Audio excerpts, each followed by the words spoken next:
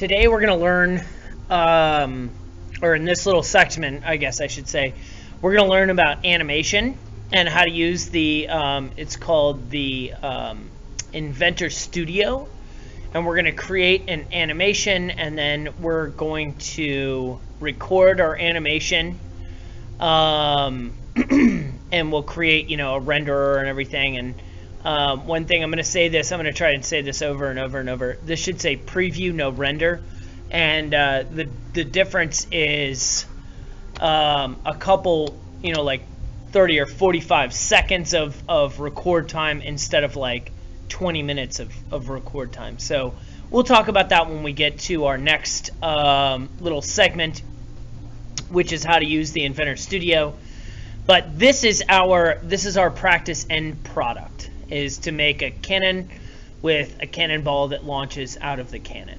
So let's talk about the two parts that you're going to make. The cannonball is pretty simple. Here's two separate cannonballs. What is important for this to work is for you, let me change the color of this so you can see.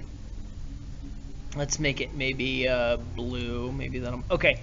So what you can see is there's a flat surface right here in the back, and this looks a little bit more like a cannonball. I just filleted the back of it, but you have to have this flat spot and here to be able to insert it all the way down inside of here. So you'll have a flat surface inside of here that you can insert it to, because we are going, this is the assembly, we're going to animate this insert. You're going to animate that insert, and that's the way you're going to create your launch. So let's talk about how to make the cannon. The cannonball is pretty easy. It's literally just, if you look at this, this is what I did. I created a cylinder, and then I created a sphere on the front of this. So that's not what I meant to hit, this. And easily, all you have to do is when you go over here and you go to primitives, you can do a cylinder and a sphere. Okay, very, very easy. Let's look at two little cannons that I made. I call this the Star Wars cannon because I feel like it looks a little bit more Star Warsy, and I call this my brass cannon. Okay, the important part of making your cannon is angling your cannon so it's one way, and then your wheels that attach to the cannon are at the side of the piece going off. Okay, you have two different options of doing this. You can make a bunch of extrusions. So let me open up, I meant to open my Star Wars cannon so you can see. You have two different ways you can do this. You can make it so it is what's called layer caked. So I have a rectangle, sphere, this is a octagon, another sphere, a cylinder, a larger cylinder, and then a cylinder that's cut down like a cone, and then this crazy thing at the front that I did a circular pattern for. Now the other thing that you have to have, no matter what you do, is you have to have a hole so you can be able to launch out of that hole with your cannon ball. And then what I did was, and I want to show you this, so I made a flat surface here so I could make my wheel, and then I mirrored the wheel over. So this, I think, this method of layer caking, so I have, this rectangle, sphere, octagon, cylinder, and then a cylinder that's cut down as a cone, and then this little cylinder, and then that little piece, and then I circular patterned it. Then the other thing is I cut a hole in the center. Okay? What is very, very, very, very important is the center of this is the same as the diameter of your cannonball. So the diameter of this inside piece needs to be the same as your cannonball.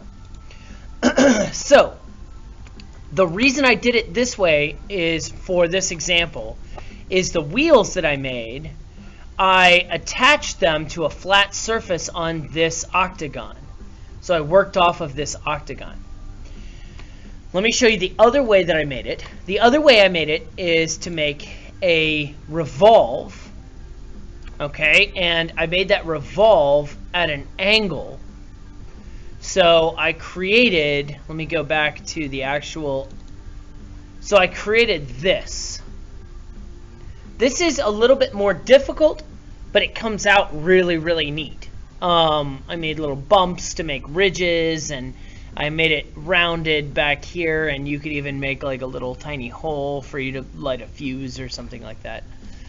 And then, excuse me, and then the wheels I had to make, because I don't have any flat surfaces on this, I had to use the center plane to create my axle.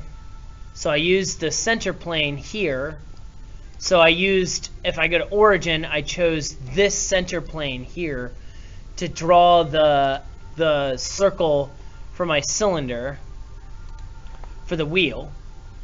And then that gave me the inner wheel and the outer wheel. And then all I did was I extruded a couple cylinders like this and like this to make my spoked wheel.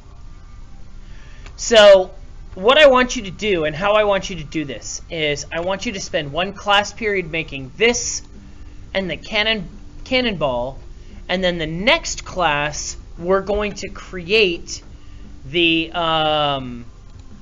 Inventor Studio. So we'll go here and we'll go to Inventor Studio, and we will make the animation another class period. So one class period to make this and your cannonball, okay, and then we'll do the animation next class.